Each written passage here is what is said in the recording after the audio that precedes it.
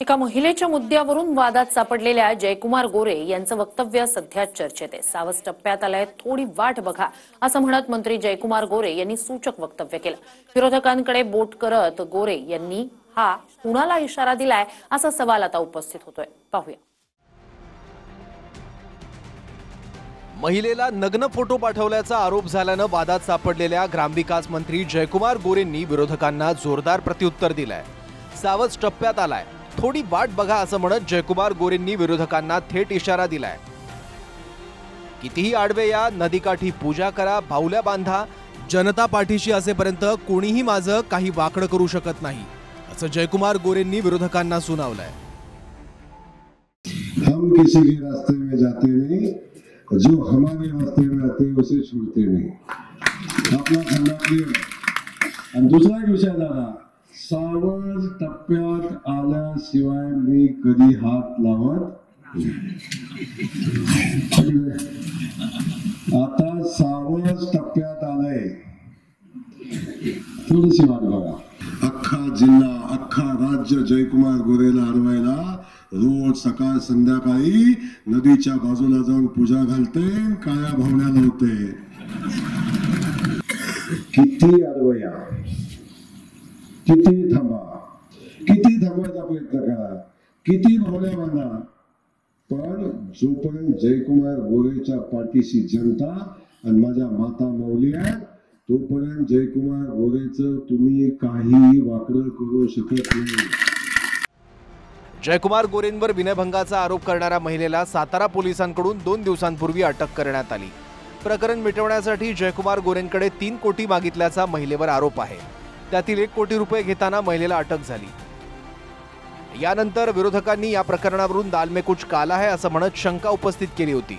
माजी गृहमंत्री अनिल देशमुखांनी या प्रकरणावरून सवाल उपस्थित केले आहेत। जयकुमार गोरेवर ज्या महिलेंनी आरोप केलेत त्या महिलेला 1 लाख रुपये देऊन तिला अटक करायला लावली। तिच्याजवळ असं काय होतं की यांना तिला 1 कोटी रुपये द्यावे लागले?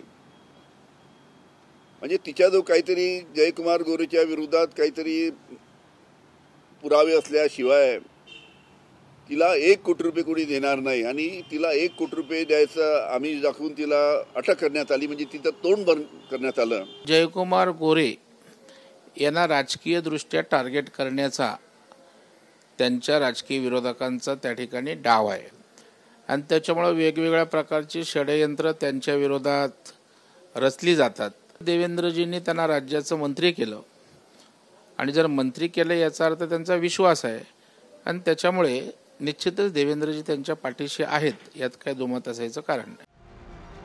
माळशिरसच्या पिलीवमध्ये भाजपच्या शाखा उद्घाटन समारंभात बोलताना जयकुमार गोरेंनी राजकीय प्रतिस्पर्ध्यांना टोला लगावलाय।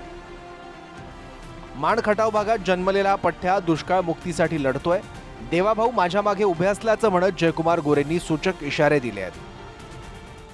महाराष्ट्रातला सगळ्यात दुष्काळी भाग कुठला तर माण खटाव जत कवठे मंगळ आटपाडी असा हा आमचा मानदेशी पट्टा आणि त्या भागात जन्माला आलेला हे पट्टा आणि या पट्ट्याला निर्धार केला आणि माझ्या पाठीशी देवाभाऊ उभा राहिला, माझ्या पाठीशी भारतीय जनता पार्टी उभी राहिली।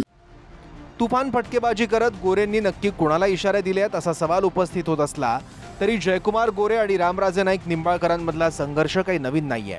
फलटण तालुक्यातील रामराजे नाईक निंबाळकर आणि जयकुमार गोरेंमधले वाद अनेक वर्षांपासून सुरू आहेत। लोकसभा निवडणुकीत रणजितसिंह निंबाळकरांच्या उमेदवारीला रामराजेंनी विरोध केला होता। लोकसभेला रामराजेंच्या कुटुंबियांनी रणजितसिंहांविरोधात प्रचार केल्याचंही बोललं जात आहे। त्यामुळे महिलेच्या मुद्द्यावरून वादात सापडलेले जयकुमार गोरेंचा भाषणातून नक्की कोणावर रोख आहे असा सवाल उपस्थित होतोय। रवी लभेकर, TV9 मराठी, पंढरपूर।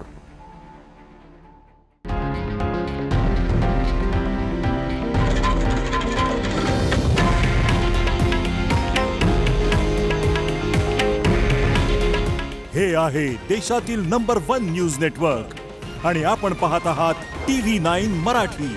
काळजी तुमची, हित महाराष्ट्राचं।